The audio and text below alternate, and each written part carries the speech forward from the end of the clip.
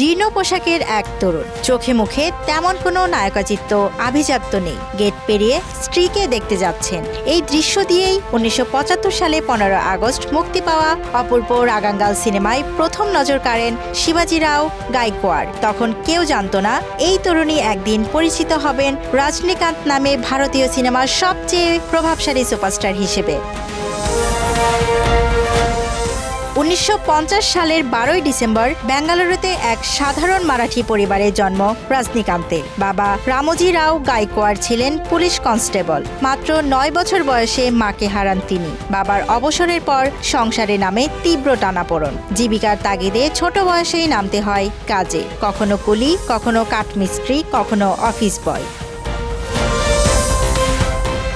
এক সময় ব্যাঙ্গালোর ট্রান্সপোর্ট ডিপার্টমেন্টে বাস কন্ট্রাক্টরের চাকরি পান রজনীকান্ত। কিন্তু এখানেও আলাদা ছিলেন তিনি। টিকিট দেওয়ার ভঙ্গি, কথা বলার স্টাইল সবকিছুতেই ছিল অভিনয়ের ছাপ। যাত্রীরা অপেক্ষা করতেন রজনী কন্ট্রাক্টরের বাস ধরার জন্য।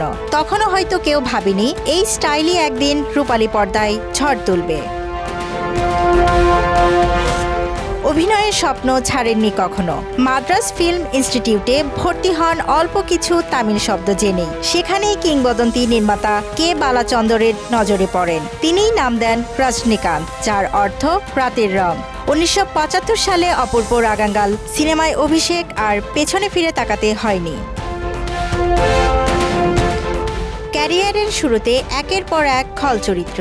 আবার গল ১৬ ভায়াথিনিলে গায়ত্রী। ১৯৭৭ সালে প্রথম নায়ক, আর ১৯৮০ সালে বিলা সিনেমা তাকে এনে দেয় নতুন পরিচয়। দোসর চরিত্রে তিনি হয়ে ওঠেন অনন্য।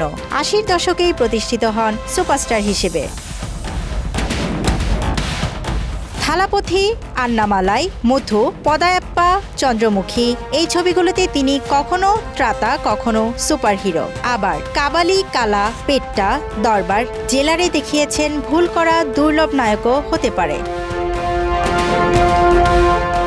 ২০১৪ সালে টুইটারে যোগ দিয়ে এক রাতেই পান ২ লাখের বেশি অনুসারী। জেলার আয় করে ৬০০ কোটি টাকার বেশি। কুলি সিনেমার জন্য পারিশ্রমিক নাকি ২৭০ কোটি রুপি। পোস্টারে দুধ ঢেলে ভক্তদের উন্মাদনা কখনো কখনো তৈরি করেছে দুধের সংকটও।